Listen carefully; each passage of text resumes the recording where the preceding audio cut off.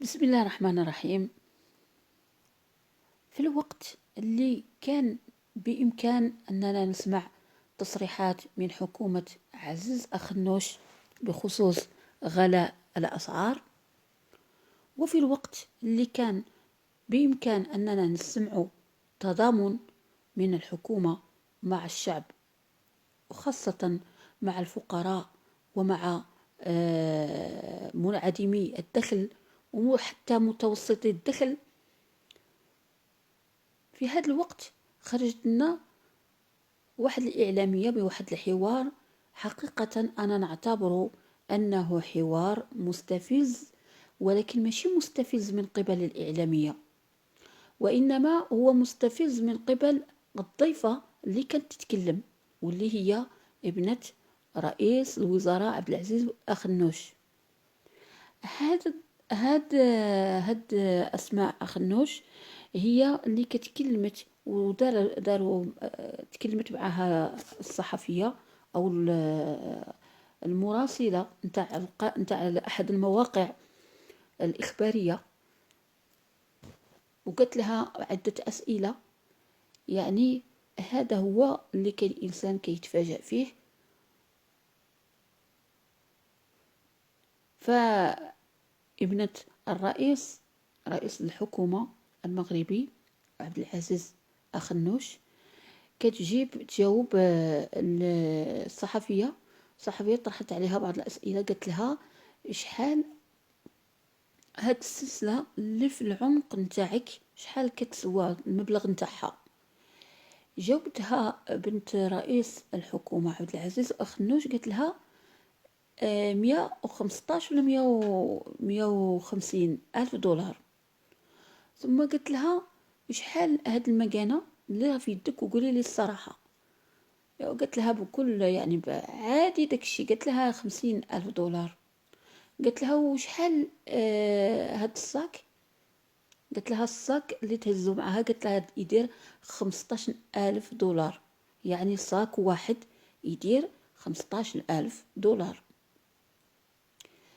قلت لها الصحفية، قالت البنت أخنوش، قالت لها وحنا زعما عندنا الغلا، يعني المضمون تاع الكلام تاع الصحفية. قلت لها حنا عندنا الغلا وهذا الشيء، يعني واش الغلا غير على المواد ماشي على هذا الشيء؟ ردت عليها بنت أخنوش، قلت لها والله لا تانا الغلا عليا، وتانا يجي الغلا والمازوط وداك الشيء يعني غالي وكذا وكذا. يعني قالت لها الصحفية واش راكي بصح ولا راكي تضحكي؟ كيفاش يعني الغلا وانت عندك هاد الاشياء المرتفعة السعر، تقولي لنا الغلا؟ يعني هذا النوع، هذا اكبر، هذه قمة الضحك على اول شيء. هذا قمة الضحك على الناس اللي انتخبوا هذه الحكومة.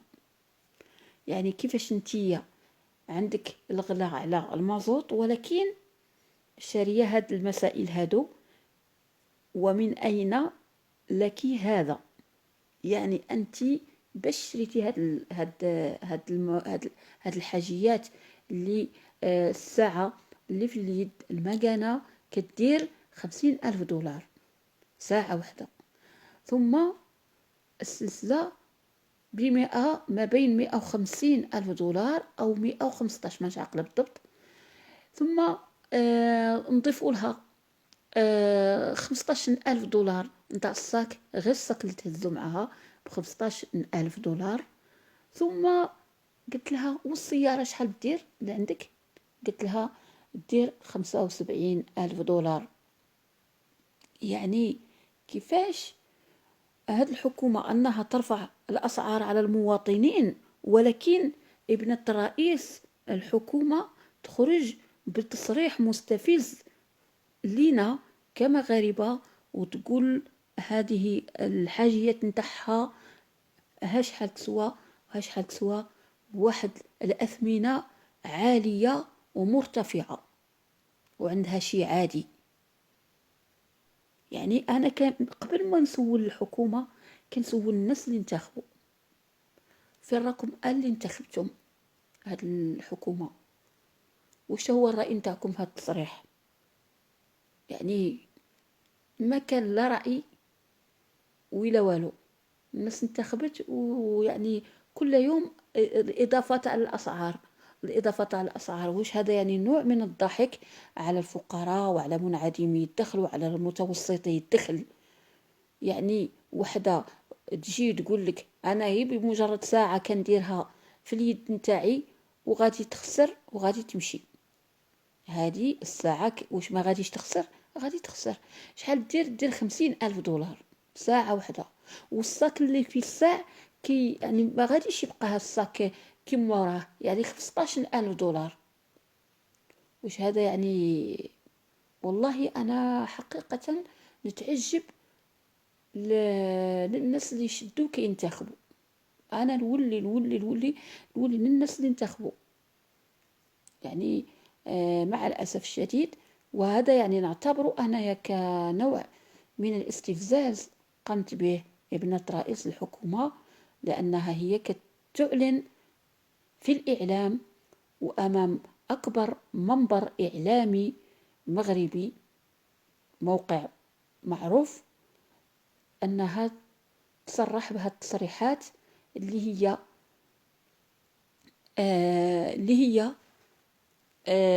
حقيقة مستفزة. وفي نفس الوقت يخجل الإنسان اللي عنده ضمير باش كيقول هذا الكلام أمام الفقراء اللي تزيد نتا عليهم في المواد الغذائية كل يوم، مواد بأسعار صاروخية، بأسعار خيالية. وكل يوم تنضاف الأسعار. كلما الإنسان سكت وما كانش التصريحات، ما كانش يعني ما كانش واحد الحملة ضد ارتفاع الأسعار، يعني كلما كان السكوت كلما تنضاف أسعار جديدة، بداع أن حرب أوكرانيا وكورونا هي السبب.